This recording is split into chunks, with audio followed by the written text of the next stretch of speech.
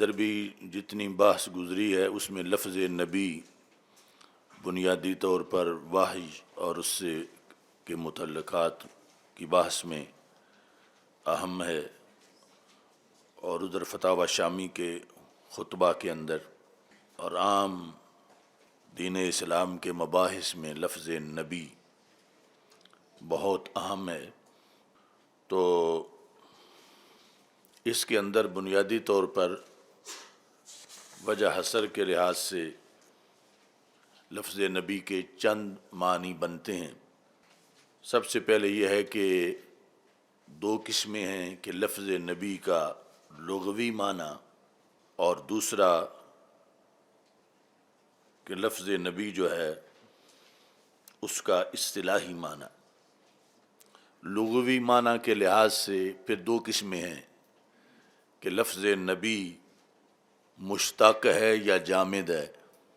تو مشتق کے لحاظ سے پھر آگے کئی اقسام بنیں گی۔ تو لغوی طور پر اور لغوی کی پھر قسم کے یہ جامد ہو، کسی سے مشتق نہ ہو، نباؤن یا نباون سے،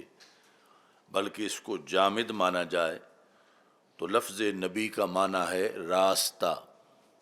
تو نبی کو پھر نبی اس لیے کہا جاتا ہے کہ یہ اللہ کی طرف جانے والا راستہ ہے، یا ان کی سنت یا ان کی تعلیمات، ان کا اسوہ حسنہ اللہ کی طرف، بندے کو اللہ کی طرف لے جاتا ہے۔ اس سلسلہ میں لسان العرب کے اندر جو ابن منظور افریقی کی ہے اور عربی کی اہم لغات ڈکشنریز میں سے ہے، اس کے صفحہ نمبر 302 پر یہ لکھتے ہیں النبی المکان المرتفع، نبی اونچی جگہ کو کہا جاتا ہے، یعنی جس طرح ٹیلہ ہوتا ہے۔ المکان المرتفع، بلند جگہ کو نبی لغوی طور پر کہا جاتا ہے، اور یہاں لفظ نبی جو ہے وہ مشتق نہیں ہے بلکہ لفظ نبی جامد ہے۔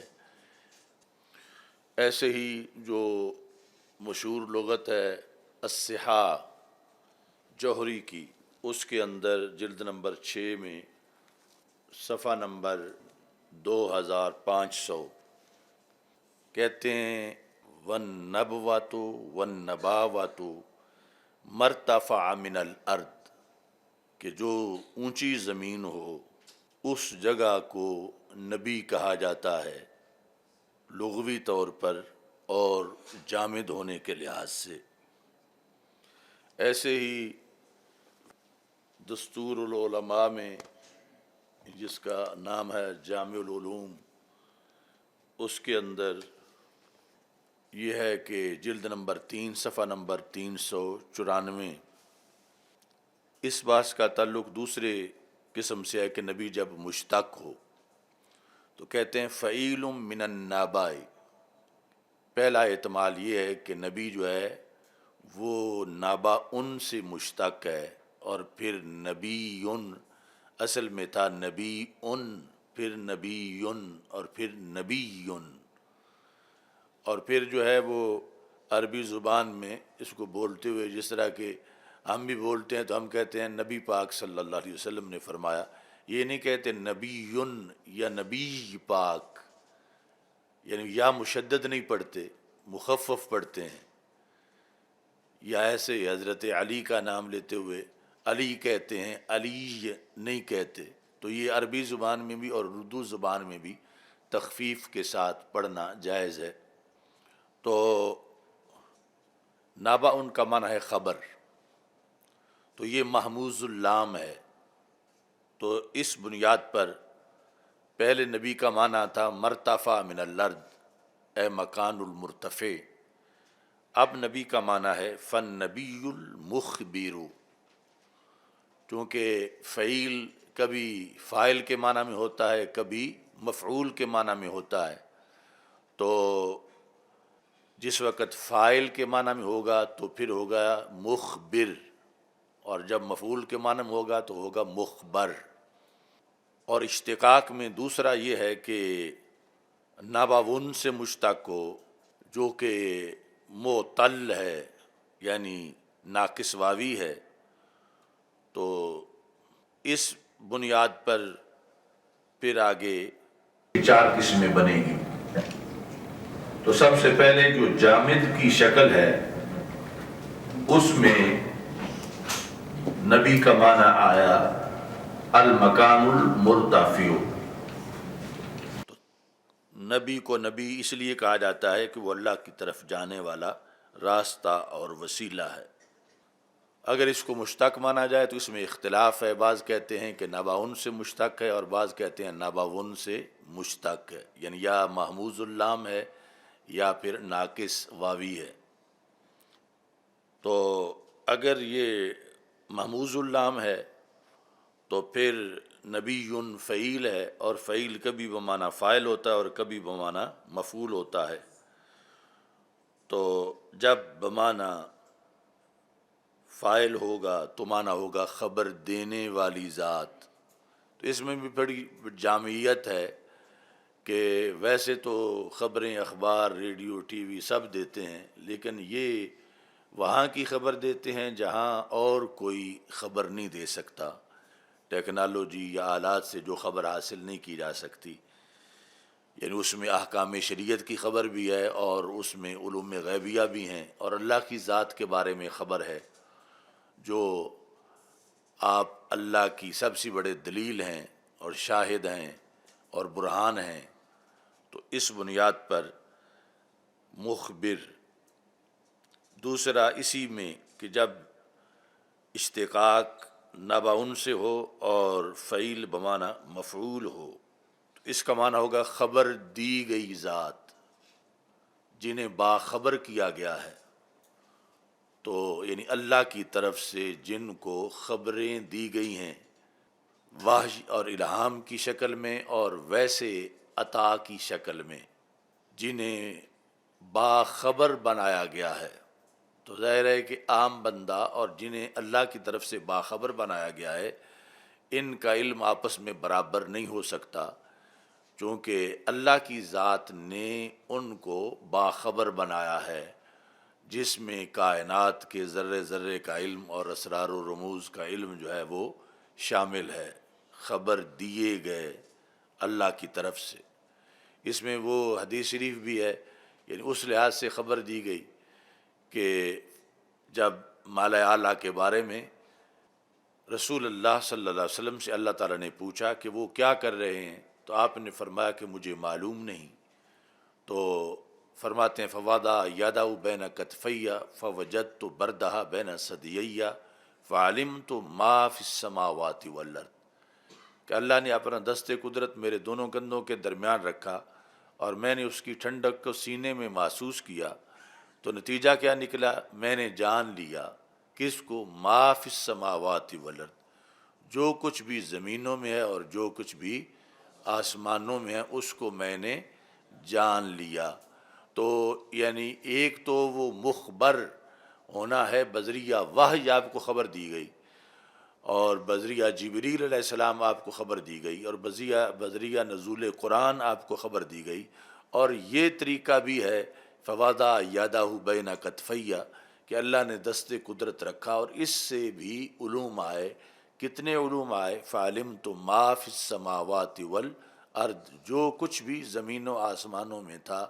میں نے اس کو جان لیا۔ خبر دینے والے اور خبر دیے گئے، ان دونوں صورتوں میں یعنی علوم مصطفیٰ صلی اللہ علیہ وسلم پیش نظر ہیں۔ یہ جو حدیث شریف ابھی پڑھی جس کے بارے میں امام ترمذی نے امام بخاری سے پوچھا تو انہوں نے کہا کہ یہ حدیث بالکل صحیح ہے، اور یہ تذکرہ جو ہے یہ مشکات میں اس حدیث کے بعد موجود ہے، جو اس حدیث کی سند کے لحاظ سے تذکرہ ہے۔ تو یہ مشکات کے 72 صفحہ پر ہے، ادھر اشیات اللمعات میں جلد نمبر 1 333 صفحے پر ہے۔ قال یا محمد هل تدری فیما یختصم الملأ الاعلی یا تختصم الملأ الاعلی، اے محمد صلی اللہ علیہ وسلم کیا آپ جانتے ہیں کہ ملائکہ کس چیز میں جھگڑا کر رہے ہیں؟ تو پہلے دست قدرت رکھنے سے پہلے رسول اللہ صلی اللہ علیہ وسلم نے جب پوچھا گیا فیما تختصم الملأ الاعلیٰ قلت انت اعلم، میں نے کہا آپ زیادہ جانتے ہیں،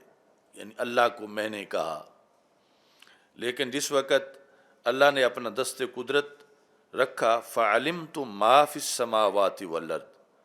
پس دانستم ہرچے در آسمان ہا و ہرچے در زمین ہا بود، جو کچھ بھی آسمانوں میں تھا اور جو کچھ بھی زمینوں میں تھا میں نے اللہ کے دست قدرت کے نتیجے میں نے جان لیا۔ اب یہاں یہ کہتے ہیں کہ حضرت شیخ عبدالحق محدث دہلوی رحمۃ اللہ علیہ کہ یہ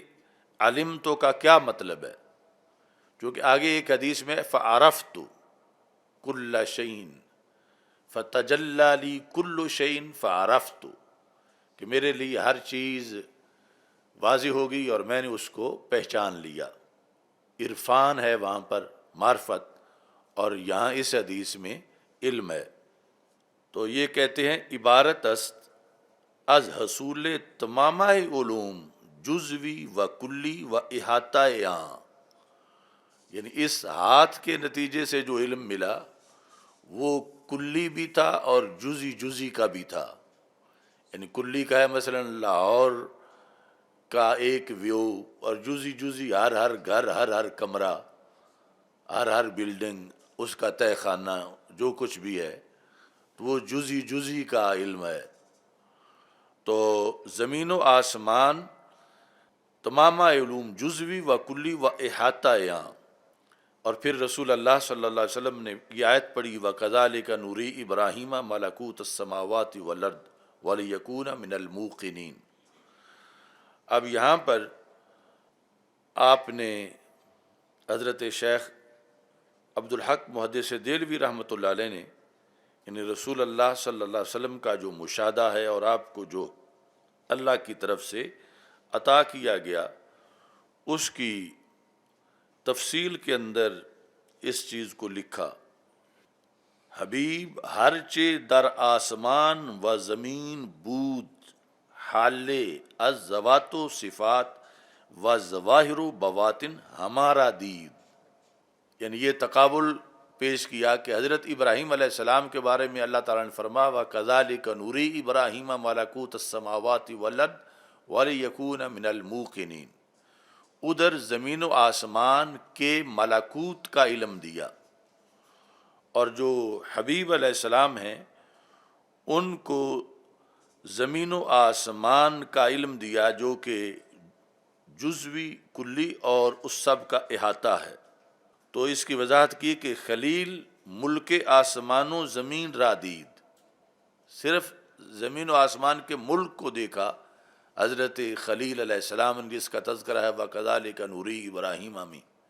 وہ حبیب علیہ السلام ہر چے در آسمان و زمین بود حالے از ذوات و صفات و ظواہر و بواطن ہمارا دید، کہ جو حبیب علیہ السلام ہیں ان کے علم میں کہیں زیادہ اضافہ ہے کہ انہوں نے صرف زمین و آسمان کو اجمالی طور پر نہیں دیکھا، بلکہ اس میں جو چیز حلول کیے ہوئے ہے، جو ظاہر ہے، جو باطن ہے، جو ذات ہیں، جو صفات ہیں، ان سب کو اس دست قدرت کے نتیجے میں جان لیا۔ یعنی جتنی مخلوقات ہیں زمین کی، ان کا ظاہر کیا ہے، ان کا باطن کیا ہے، ہر مخلوق اور اس کے ہر فرد کے لحاظ سے ظاہر اور باطن، اور پھر ہر بندے کی ہر مخلوق کی جو صفتیں ہیں۔ تو استاد بندیالوی صاحب رحمۃ اللہ علیہ اس کی مثال دیتے تھے کہ جس طرح کہ کوئی بندہ مینار پاکستان پہ چڑھ کے تو پورے لاہور کو دیکھ رہا ہے، تو یہ وہ ہے مشاہدہ کذالک نوری ابراہیم ملکوت السماوات والارض ولیکون من الموقنین، بلا تشبیہ و تمثیل، کہ اس طرح سارے زمین و آسمان ان کے سامنے اللہ نے کیے۔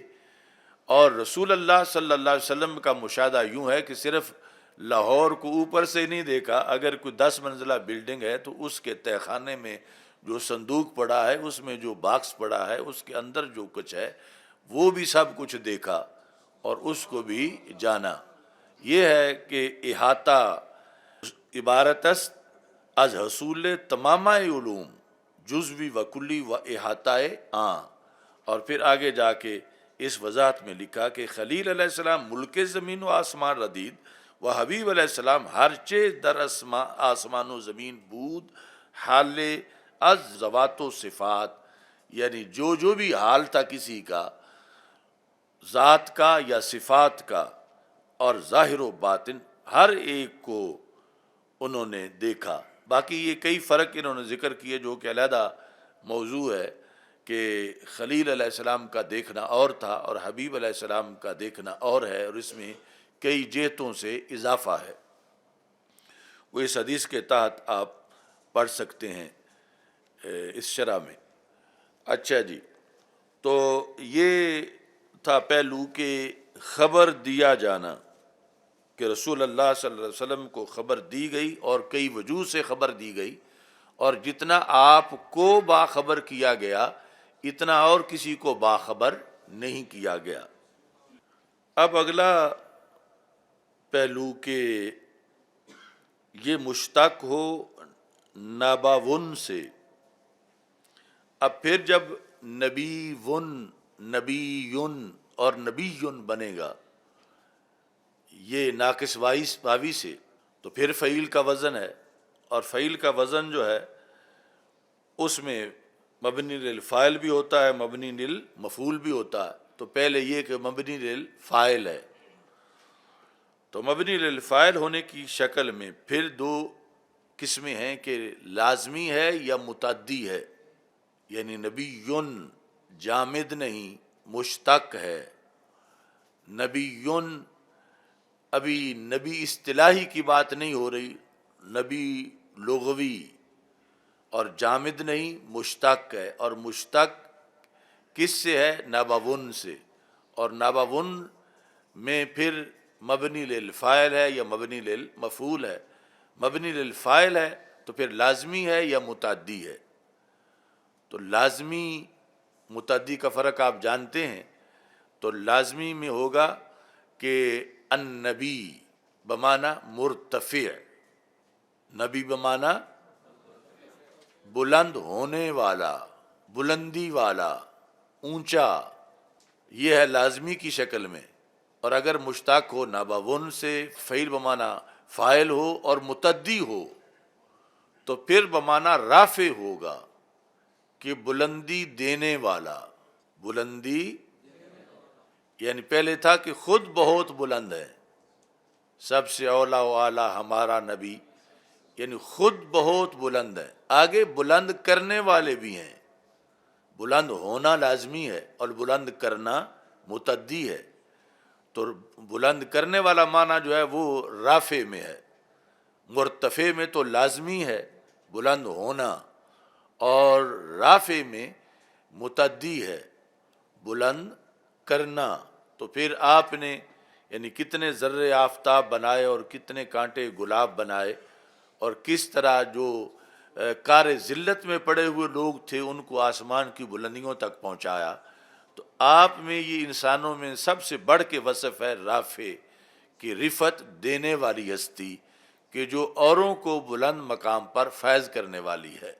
تو اس میں علی الاطلاق دنیا میں اتنا بڑا انقلاب اور انسانوں کی اتنی بڑی تعمیر سیرت، اور اس انداز میں ان کو متقی اور پارسا بنانا، اور آج بھی وہ سلسلہ جاری ہے، چمک تجھ سے پاتے ہیں سب پانے والے، میرا دل بھی چمکا دے چمکانے والے۔ تو یہ یعنی وہ بمعنی رافع ہونے کے اندر یہ سارے مفاہیم آتے ہیں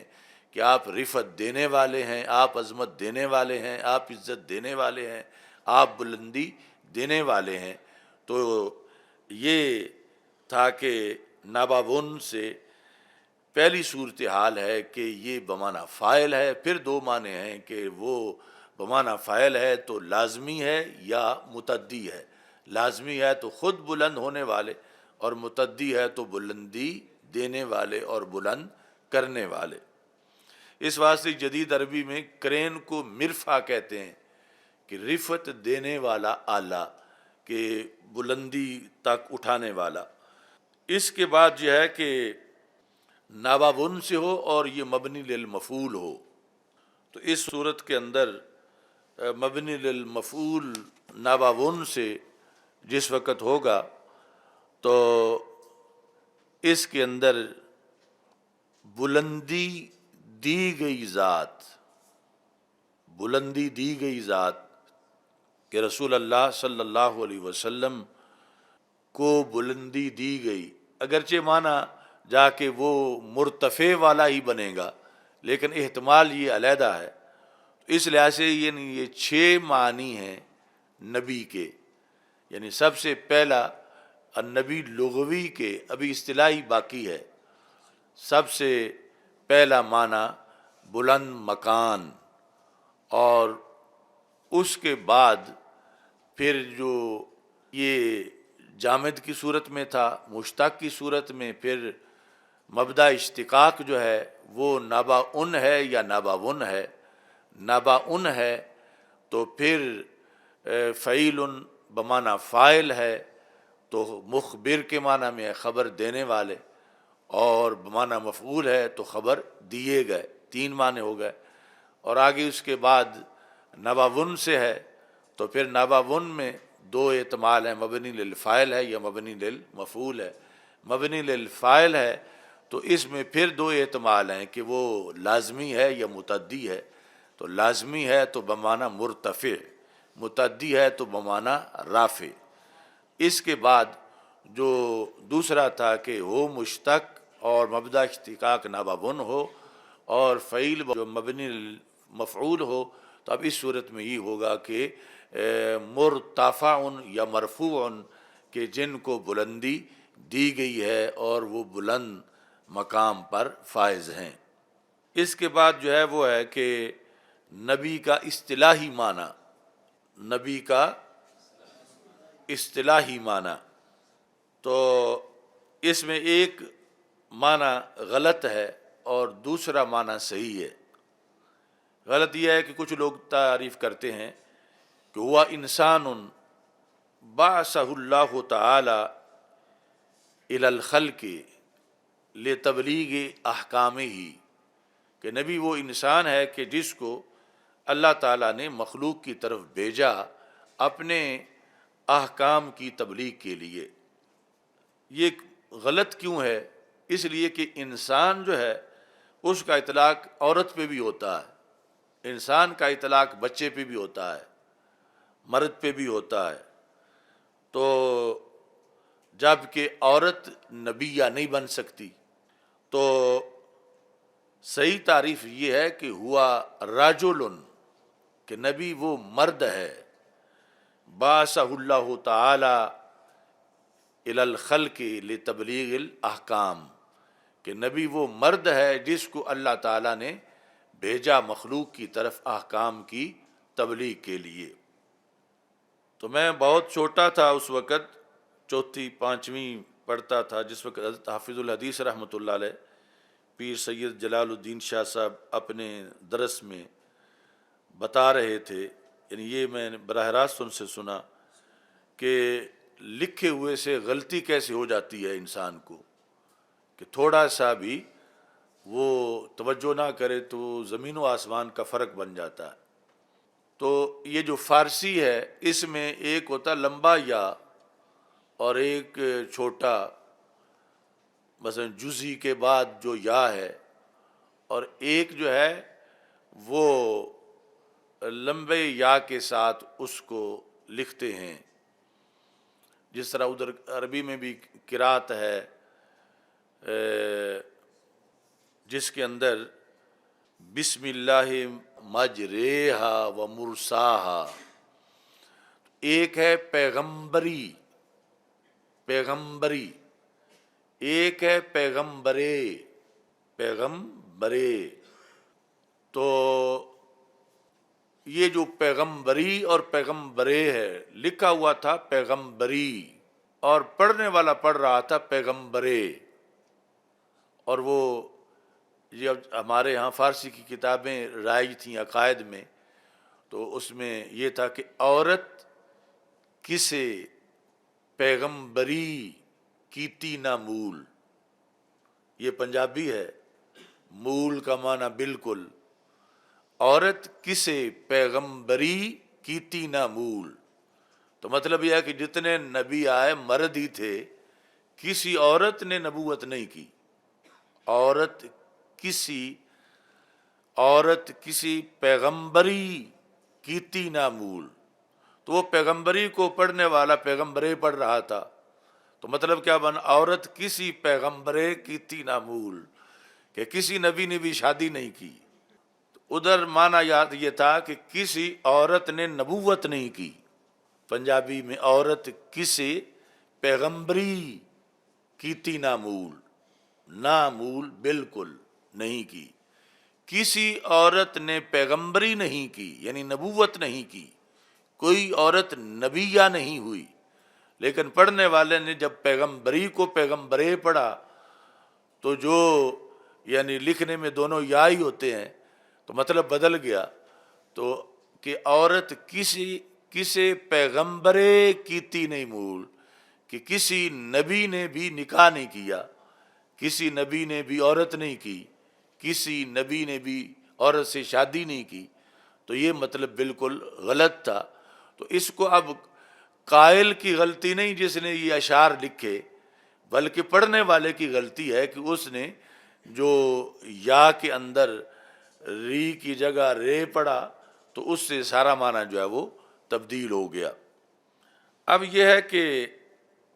نبی اور رسول میں جو فرق بیان کیا جاتا ہے، رسول کے لحاظ سے یہ ہے کہ وہ انسان بعثہ اللہ تعالی علی الخلق لأحکامہ فلہ کتاب و شریعت جدیدہ، فلہ کتاب و شریعت جدیدہ، کہ باقی تو وہی تعریف ہے، جس انسان کو اللہ تعالیٰ نے اپنے احکام کی تبلیغ کے لیے لوگوں کی طرف بھیجا، آگے ساتھ شرط ہے کہ اس کی کتاب بھی نہیں ہو اور اس کی شریعت بھی نہیں ہو،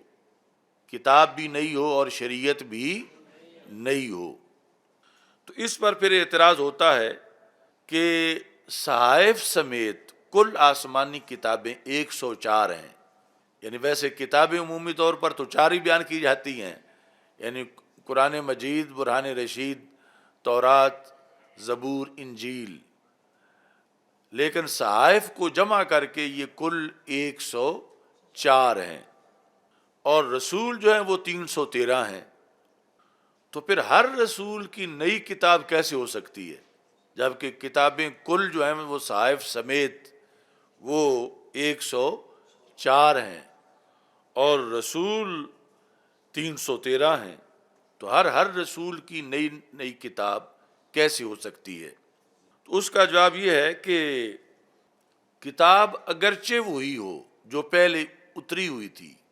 لیکن اس رسول پر نئے سرے سے اس کو نازل کیا جائے۔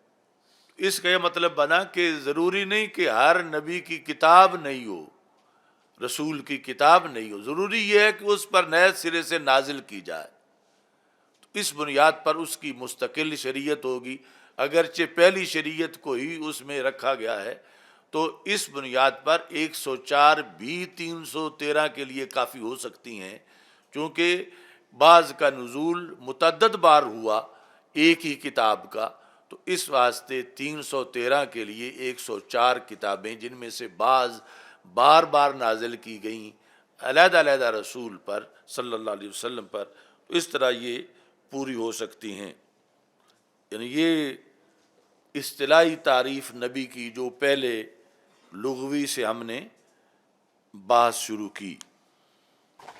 لسان العرب کے اندر انہوں نے کہا کہ النبی الطریق والانبیاء طرق الہدیٰ، کہ یہ کسائی کا قول ہے، نحوی کسائی کا، پنجاب کے کسائی کا نہیں، کہ النبی الطریق، نبی راستے کو کہتے ہیں، والانبیاء طرق الہدیٰ، اور سارے نبی جو ہیں وہ ہدایت کے راستے تھے۔ ابو معاذ ناوی کہتے ہیں کہ میں نے ایک بدو کو دیکھا کہ وہ پوچھ رہا تھا، یقول من یدلنی علی النبی، من یدلنی علی النبی، تو مطلب کیا تھا کہ وہ لوگوں کو کہہ رہا تھا کون ہے جو مجھے رستہ دکھائے، یعنی میں یدلنی علی الطریق، لغوی معنی کہ کون ہے جو مجھے رستہ دکھائے، تو اس وقت وہ رستے کی جگہ لفظ نبی بول رہا تھا. لفظ وہ نبی سے مراد کوئی انسان نہیں تھا کہ کون ہے جو مجھے انسان دکھائے کہ جو اللہ کے احکام لے کے آیا ہے، کہ وہ بدو یہ پوچھنا چاہتا تھا کہ کون ہے جو میری رہنمائی کرے راستے میں، لیکن لفظ نبی بول رہا تھا، من یدلنی علی النبی. ایسے ہی ایک حدیث شریف ہے اور وہ پھر پہلی کی طرح بیان کی جاتی ہے کہ حدیث ہے کہ لا تصلوا علی النبی، لا تصلوا علی النبی. تو مطلب کیا ہے کہ لا تصلوا علی الارض المرتفعہ المحدودبہ یا محدودبہ، یہ ہے ٹیڑھی زمین اور اونچی زمین، اس پر نماز نہ پڑھو. مطلب یہ گر جاؤ گے کہ جو ٹیڑھی بھی ہے اور اونچی بھی ہے، تھوڑی سی زمین، اس پر نماز نہ پڑھو. تو اب اس میں یہ ہے کہ یہ جو بنیادی عقیدہ ہے کہ رسول اللہ صلی اللہ علیہ وسلم جیسا کوئی نہیں یا کسی نبی جیسا بھی کوئی نہیں، آپ تو پھر نبیوں کے سردار ہیں، تو اس میں بنیادی طور پر نبی کے جو اشتقاق کا تعلق ہے کہ مطلب کیا ہے کہ ارفع خلق اللہ، اللہ کی مخلوق سے سب سے اونچے رسول اللہ صلی اللہ علیہ وسلم ہمارے رسول. تو یہ اس لغوی معنی کی بنیاد پر ہے جو ناباون والا ہے کہ ارفع خلق اللہ، اللہ کی ساری مخلوقات جس میں فرشتے شامل ہیں، باقی سب، ان سب میں سے جو بلند ہیں وہ حضرت محمد مصطفیٰ صلی اللہ علیہ وسلم ہیں. باقی اپنی نبی، ہر نبی اپنی قوم کے لحاظ سے وہ ارفع تھے. تو یہ اس کا جو ہے وہ معنی ناباون کے لحاظ سے. باقی جس وقت ہم پڑھتے ہیں نبی کی نسبتیں دو ہیں، اور کبھی اس کا استعمال الف لام کے ساتھ ہوتا ہے، کبھی اضافت کے ساتھ ہوتا ہے. الف لام کے ساتھ جب ہو تو پھر ہم جو عبارت دیکھیں گے اس کے مطابق الف لام میں عہد خارجی مراد ہوگا، جس طرح ان اللہ و ملائکتہ یصلون علی النبی، تو النبی ہے. اب اگر کوئی ہم سے جھگڑا کرے یہاں تو ہر نبی کی بات ہے، تم اپنے رسول صلی اللہ علیہ وسلم پر سلام پڑھنا شروع ہو جاتے ہو، سب پہ پڑھو یا کسی غیر معین پہ پڑھو. تو یہاں پر الف لام عہد خارجی کا ہے، مراد ہے معین حضرت محمد مصطفیٰ صلی اللہ علیہ وسلم. یہ جب النبی ہو. دوسرا اضافت سے ہو، جس طرح کہ نبی اللہ والصلاۃ علی نبی اللہ یا والصلاۃ علی نبینا، اب اضافت ہے. تو اضافت کی بھی جس طرح الف لام کی 4 قسمیں، اضافت کی بھی 4 قسمیں ہیں. تو یہاں بھی عہد خارجی والی اضافت ہے کہ ہر نبی مراد نہیں ہے، حضرت محمد مصطفیٰ صلی اللہ علیہ وسلم مراد ہیں. اب پھر اس پہ اعتراض ہوتا ہے آپ تو اللہ کے نبی ہیں اور تم کہہ رہے ہو ہمارے نبی ہیں. تو رسول اللہ صلی اللہ علیہ وسلم اللہ کے بھی نبی ہیں اور ہمارے نبی بھی ہیں، اور فرق ہے. اضافت تو ایسے ہی ہوگی علی نبی ہی یا علی نبی اللہ اور علی نبی نا. اللہ کے نبی ہیں اس لحاظ سے کہ اللہ نے ان کو بھیجا ہے، ہمارے نبی ہیں کہ اس لحاظ سے کہ ہماری طرف بھیجے گئے ہیں. تو آپ اللہ کے بھی نبی ہیں اور ہمارے بھی نبی ہیں، لیکن معنی میں فرق ہے. اللہ کے نبی ہیں اس لحاظ سے کہ انہیں آپ کو اللہ نے تبلیغ احکام کے لیے اپنے احکام دے کر بھیجا ہے، اور ہمارے نبی بھی ہیں یعنی ہمارے لیے آپ احکام لے کے آئے ہیں. وہ باقی انبیاء اپنی اپنی امتوں کے آئے تو وہ ان کے نبی تھے، یعنی وہ ان کے نبی تھے. ہمارے نبی حضرت محمد مصطفیٰ صلی اللہ علیہ وسلم ہیں. اگرچہ یعنی ماننا ان نبیوں کو اب بھی ہم پر لازم ہے، اور ایمان تب جو ہے وہ مکمل ہوگا. اور جب نبوت اللہ کی طرف سے کسی کو دے دی جاتی ہے تو پھر چھینی نہیں جاتی. یعنی آج بھی وہ سارے نبی ہیں، لیکن رسول اللہ صلی اللہ علیہ وسلم کی شریعت اور آپ کے ظہور کا وقت ہے، کلمہ آپ کا چلے گا، کلمہ کسی اور نبی کا نہیں چلے گا۔ تو اس واسطے یہ نبی دیگر بھی ہیں اور ان کی نبوت پر ہمارا ایمان بھی ہے، لیکن جنہیں ہمارے لیے بھیجا گیا ہے وہ حضرت محمد مصطفیٰ صلی اللہ علیہ وسلم ہے، اور باقی نبی بھی آج بھی نبی ہیں لیکن کلمہ ان کا رائج نہیں ہے۔ کلمہ جو ہے وہ حضرت محمد مصطفیٰ صلی اللہ علیہ وسلم کا رائج ہے، یہاں تک کہ جب عیسیٰ علیہ السلام آئیں گے تو کلمہ پھر بھی یہی رائج رہے گا، شریعت پھر بھی یہی رائج رہے گی، اور وہ رسول اللہ صلی اللہ علیہ وسلم کی شریعت کے بعض احکام جو ان کے ذمے لگائے گئے ہیں سرکار کی طرف سے، وہ آ کے ان احکام کو دنیا میں پیش کریں گے،